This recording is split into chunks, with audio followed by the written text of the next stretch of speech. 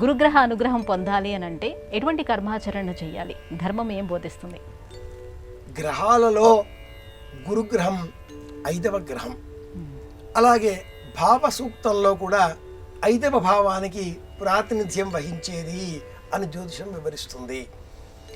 నవగ్రహాలలో అనగానే సూర్యుడు నక్షత్రం, చంద్రుడు ఉపగ్రహం, రాహుకేతువులు లేరు అని తెలిసినప్పటికీ కుజుడు, గురువు, శుక్రుడు, బుధుడు, శని అనే 4 గ్రహాలను చేర్చి 9 గ్రహాలుగా మార్చడంలో జ్యోతిషం మనకు అందించినటువంటి ఈ మార్గం ఏమిటి అంటే, మానవ జీవనం పైన ఈ గ్రహాలు చూపించేటటువంటి ప్రభావాలు కాలానికి అనుకూలంగా ఉన్నాయి, కాలానుగుణంగా ఉన్నాయి.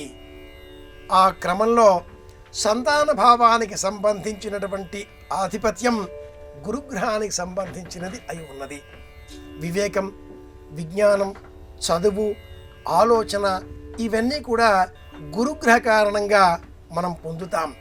నవగ్రహాలలో అతిపెద్దదైనటువంటి గ్రహం గురుగ్రహం.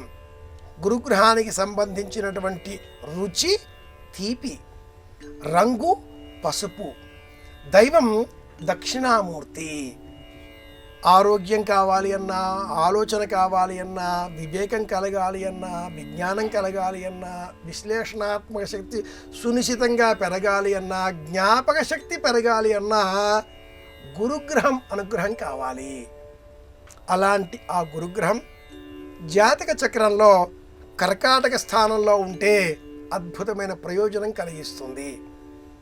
స్వక్షేత్రములైనటువంటి ధనుస్సు, మీనం ఈ క్షేత్రాలలో సంచారం చేసేటటువంటి కాలంలో అద్భుతమైన యోగాన్ని కలిగిస్తుంది.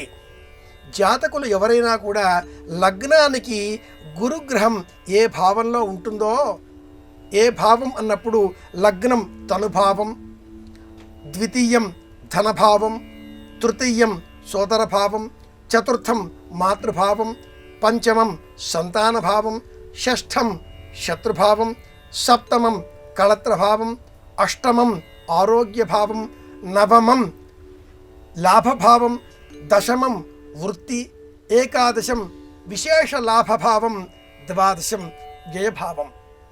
గురుగ్రహం ఏ భావంలో ఉంటుందో ఆ భావానికి సంబంధించిన ప్రయోజనాన్ని రెట్టింపు చేస్తుంది.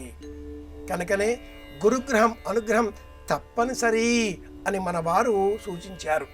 వివాహం చేసే సమయంలో అమ్మాయికి గురుబలం ఉందా అని అడిగేటటువంటి వారు. ప్రస్తుతం గోచార రీత్యా గురుగ్రహ సంచారం వృషభ రాశిలో ఉన్న నేపథ్యంలో వృషభ రాశికి అధిపతి శుక్రుడు. గురు శుక్రులకు ఇరువురికి సమభావం లేదు, శత్రుత్వ గుణాలే అధికం. గురువు జ్ఞానాన్ని బోధించేవారు కాగా శుక్రుడు స్వార్థభావంతో వివాహము, ధనము, వాహనాలు, సుఖభోగాదులు, లాలసలు, కావాలి కావాలి అనేటటువంటి కోరికలు వీటికి శుక్రుడు కారకుడవుతున్నాడు. కాబట్టి ఇరువురికి వైరంగా సూచించేటటువంటి జ్యోతిష శాస్త్రం గురుగ్రహ అనుగ్రహం పొందే నిమిత్తమై మేడి చెట్టు పెంచాలి, పూజించాలి, మేడి మొక్కను నాటాలి, దక్షిణామూర్తిని స్తోత్రం చేయాలి, దత్తాత్రేయుడిని పూజించాలి, పసుపు రంగు దుస్తులను ధరించాలి, పసుపు రంగు దుస్తులను దానం ఇవ్వాలి, పసుపు రంగులో ఉండేటటువంటి తీపి రుచి కలిగిన మామిడి పండ్లను 10 మందికి పంచిపెట్టాలి, అందరితో ఆనందం పంచుకోవాలి, గురునామ స్మరణ చేయాలి. శ్రీ గురుదత్త, జయ గురుదత్త, దత్తా దత్త అంటూ దత్తనామస్మరణ చేయాలి.